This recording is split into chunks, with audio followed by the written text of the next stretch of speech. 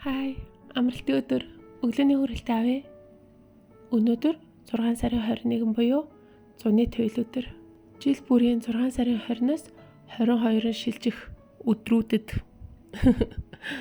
нар яг дэлхийн бөмбөрсгийн хойд хэсэг рүү игц шулуунаараа тусдаг болохоор одоо Монгол, Хятад, одоо Орос гэсэн орнуудад зуны улирлын хамгийн урт өдөр, хамгийн богино шөнө дахиадаг гэдгийг бид нэр 10 жилдээ бүгд үзэж сурч өнгөрсөн бүлгөө. Хятадууд бас яг энэ өдрийг баяр амралтын хэмжээнд бас арай тэгж томор тэмдэглэдэг ч гэсэн ер нь 24 баг улирлын нэг нь гэж үзэж бас өөрсдийн гэсэн ёс уламжлал үйлддэг нь жажамийн буюу жантай гомон идэдийн.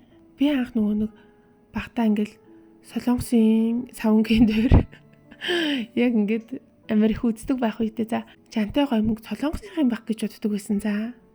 Тэгээ сүүлд саяхан шахуу жажамийн чи хятадын уламжлалт хоол гэдэг мэдсэн. Өнөөдөр ингээд зуны туйл тохиоцсон юм чам маргаашнаас нар буцаад хүйтэн болоод өвөл болно гэж юу. Өвөл болоод хүйтэн болдог гэж мэгэд. Ер нь ихтэй ингээл альва юм туйлдаа хүрчээрээ буцдаг энтергээл хятадуудаас айгүй их ингэж ярьдیں۔ Одоо UGB фан энтергээд тэр нь болохоор одоо юм туйлдаа хүрхээрээ буцаад ирчихдэг гэд нэг тиймэр дутуу байгаад идэв. Ер нь ингээм амьдрал дээр бас яг хараад байхад юмыг бас хэтэрхий туйлд нь хүргэх хэтэрхий нэг тийм экстрим байдалтай байх бас их буруу юм шиг харагдаад идэв болсон. Гэтэ би өөрөө яг зан чанарын хувьд бас юмыг жоохон хэтрүүлж гэдэг. Одоо ингээл сэтгэл хөөрөл хит баяртай үедээ ингээд хит сэтгэл хөдлөөсөө болоод хажууд байгаа хүмүүсийн мэдрэмж хүслийг нэг ойлгохгүйгээр өөрийнхөө зүтгүүлэх тэрнгөөсөө болоод ингээд бусдад эвгүй сэтгэлүүлдэх гомдоох зэрэг асуудал гаргацсан л үгүй. Аль эсвэл хит ингээд жоохон ууралцсан бухимдсан байгаа үедээ нэг жоохон ирээдүг харалгүйгээр огцсон бас нэг хитэрсэн үгүйлдэл гаргацсан байдаг.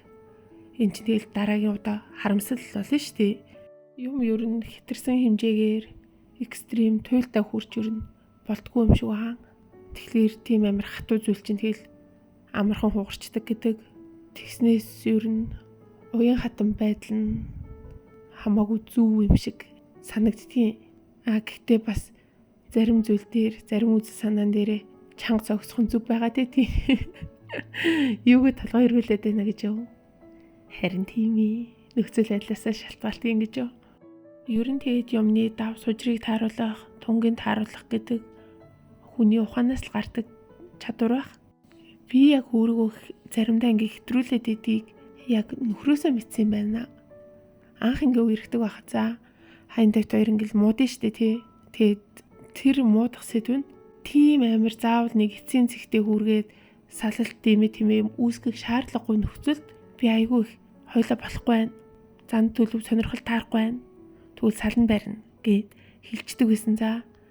Тэгээ тэр болгон нөхөр ингээд миний амнаас тэр үг ингээд одоо ирээдүгөө бодлохгүйгээр яг ингээд зөв бодож тунгаалгүйгээр шууд гарчаад исэн байхгүй юу.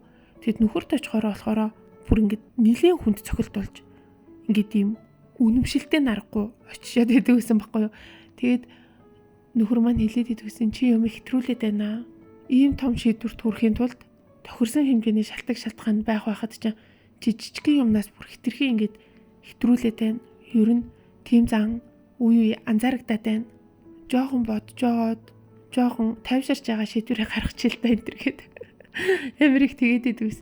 Тэгэнгүүт нь би тэгэл чи миний мэдрэмжийг ойлгосонгүй. Чамд жижигхэн санагдаж байгаа билгүй энэ чи миний хувьд амар том асуудал энэ гэл.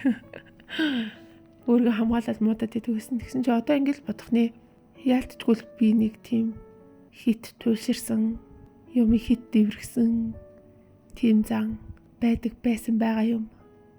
Одоо ч тэгээд нэг засраад инхийн цагаан тагтаа болчоогүй ч гэсэн тэгээд ядаж алдаагаа мэдээд авчна гэдэг чинь бас гайгүй шүү дээ. Гэтэ бас тийм нэг хит сэтгэлийн хөдөлгөөн экстрим зан төлөвс нэг тийм романтик зүйл харагдаад идэм. Нэг жишээ ярихад за нэг найз охин маань найз залуутайгаа муудаад ингээд машин суугаад яваад гэсэн чинь машин ингээд аль хэдийн хурдан аваад явцсан байхад найз залуу гинт машины хурдаар гүйж гарч ирж мэрэл цаяа Тэгэл тэрвэрлдэл тэр хоёр замын голд. Жохон ингээд ухаанаар харахад хүүшээ ямар амар эрсдэлтэй үйлдэл хийж ийна гэмэрч юм шиг. Гэхдээ тэгээд тэр хос хоёрыг харахаар ямар романтик юм гэмээр. Тэгэхээр илүү экстрим үйлдэлүүд дурсамжуулж илүү сэтгэлд тод хадгалагддаг байж магадгүй юм те.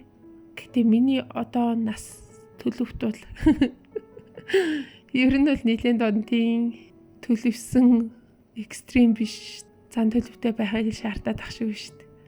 За өнөөдөр ганц зуны төлөв болсон биш.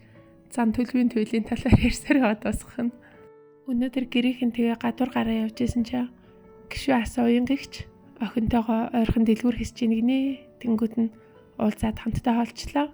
Өнөөдөр уянгагч охинтойгоо хамт цагаан хэр марсан гинэ. Амар халуун зуны төлөөр цаа. Гэтэ ер нь халуун байсан ч гэсэн очиод үзгэл зүгээр л дээ. Гэтэ өнөөдөр амралтын өдөр яаж яхад цагаан хэрэм тэр дүүрэн хүмүүс байсан гэсэн. Бүр хүлээ тавих ч зайгүй. Нэг хүн хүлээ авангууд арайч өгөж хүлээ зай гараад нөгөө ардлынхан хүн гიშгдэг тийм зайтай тэг байсан гэсэн. Би түрүүний нөгөө хит туйлширсан зан төлөвгээд тэрэн дээр нэг хүнийг мулмар санагдчихлаа. Мулчгүй. Нэг хүн за ингээд уурлахаараа бие хянах чадваргүй. Тэгэд амар муухай үг хэлцдэг. Тэгэд дараа нь өөрөө зүгээр болчдөг. Гэтэ тэр хүн сонсон хүн гомдоод нэг хуучилж чаддггүй. Тэгээд өөрт нь ингэсэн штэ тэр үед тэгсэн штэ тэгж хэлсэн гингүүд өөрөө тухайн үедээ хэлсэн бич дараа нь ингээд өөрхөө өгүүлдгийг сонсохороо шокроод би тэгээгүй штэ би тийм хүн биш штэ энэ төр гэддэг. Муухай гайз гэж. За бай.